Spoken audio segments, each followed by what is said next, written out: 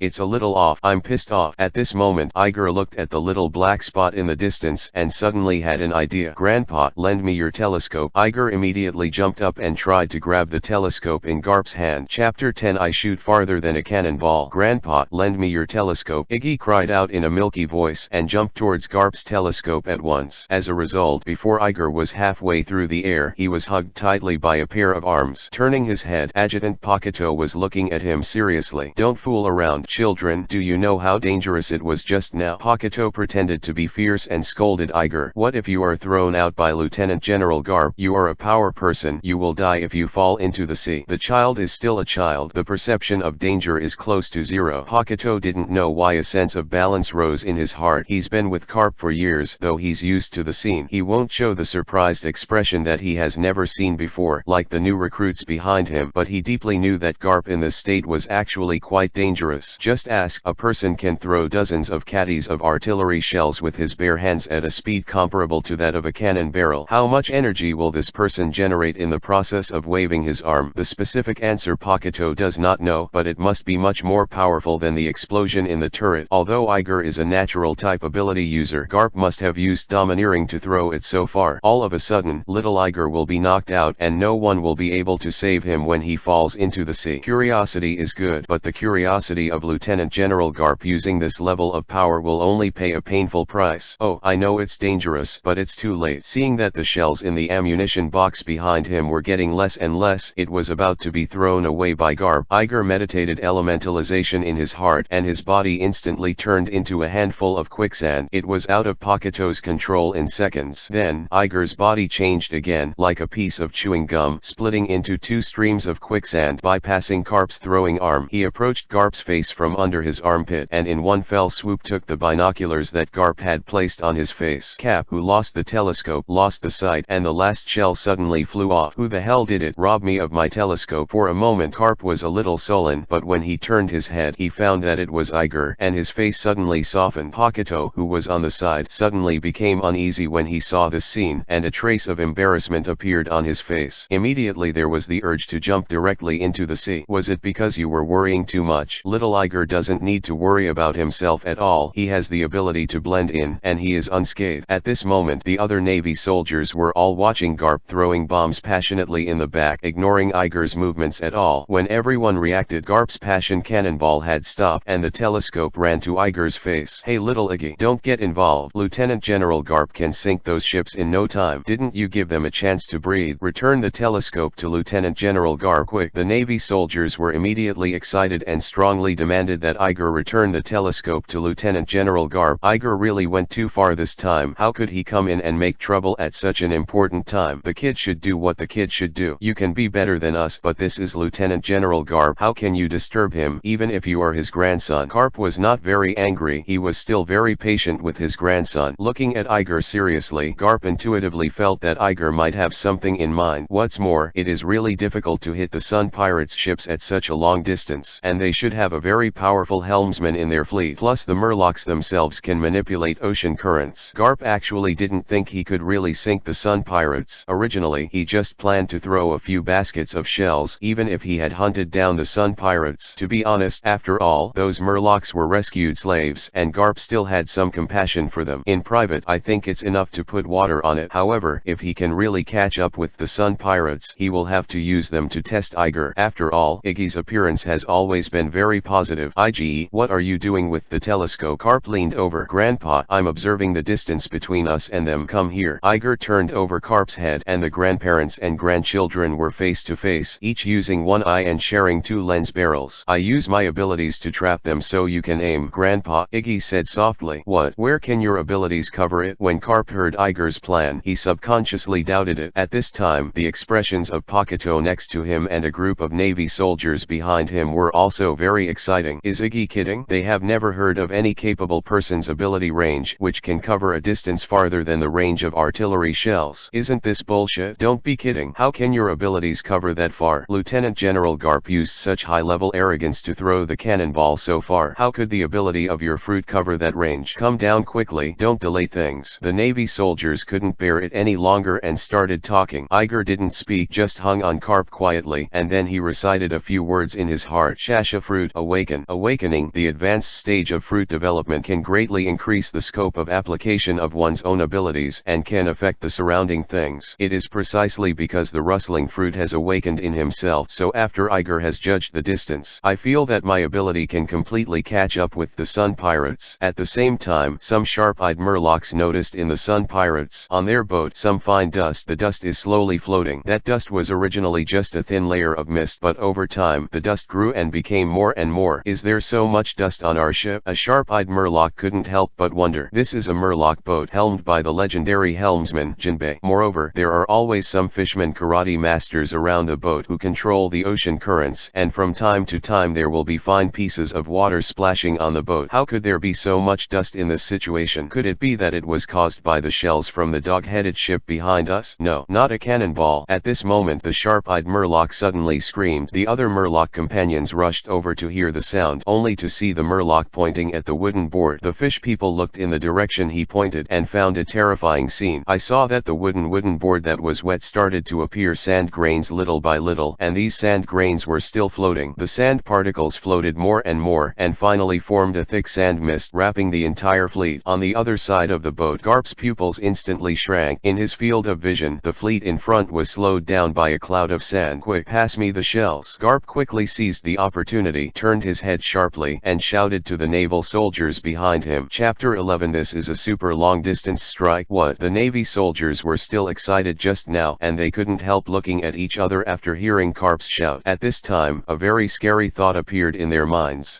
Did this little Iger really succeed? Hurry up! Garp raised the volume, and immediately another Navy soldier picked up the cannonball and handed it to Garp. Hey guys, let's show you my cannon. Garp leaned back, holding the cannonball over his shoulder like a shot putter in an international arena. The next second, Garp's body was illusory for a moment, and his arm was thrown out at some point. At the same time, there were cannonballs that were shot at the same speed as a giant dragon breaking through the air. At this time, everyone's eyes were focused on the cannonball. Lieutenant Pakuto has the best vision. His eyes followed the trajectory of the cannonball far away, predicting the position of the distant fleet in advance. The moment he saw the position of the fleet, he could no longer control his chin and fell directly to the ground. The distance, the originally distinct little black dots, at this time have actually melted into a larger group of cocky dots. What does this mean? This shows that little Iger's ability has played a role in the distant dozens of nautical miles. What is the concept of a devil fruit ability that works dozens of nautical miles away? This is so special, a super long distance strike. He has seen Yiji's ability. Although I don't know what kind of fruit Iger is, Pakuto can imagine it. If Iger controls the dust to become sand from a long distance, then if he is in the Navy headquarters, there will be an entire navy of dust at his disposal. Maybe he can instantly turn the naval headquarters into a desert. This is simply the ability to go against the sky, the ability to control oneself from a long distance. Who can stop this? Totally invincible. You know, Iger is only 7 years old now, not to mention 20 years. It is 10 years later, 5 years later, when his ability has been more fully exercised. Is it possible to make a city, or even a country, instantly turn into a desert from a long distance? This is simply the ability to destroy the world. Admiral. He can even take over the position of Marshal Kong and become the commander-in-chief of the 3 armies. It's not impossible. Even if Iger can become the absolute highest combat power in the entire Tianlong circle, maybe he can get rid of the shackles of Tianlong people. Even, it might change the whole world pattern. A bit far. Pakuto came back to his senses and shook his head vigorously. For Iger, he now completely agrees with him. Such an evildoer. It is an honor for them to join the Navy. At this time, the heavyweight shell that Garp threw under the viewing angle of the telescope accurately hit one of the fleet. Cap's eyes lit up with excitement, and he quickly shouted, quick, continue to bring the shells. The old man wants to sink them one by one. The Navy soldiers don't have as good a perception as Pakuto, but it's not hard to guess from Garp's tone. That shot just now really hit. That is to say, that kid Ignatius really used his abilities at such a long distance. This is so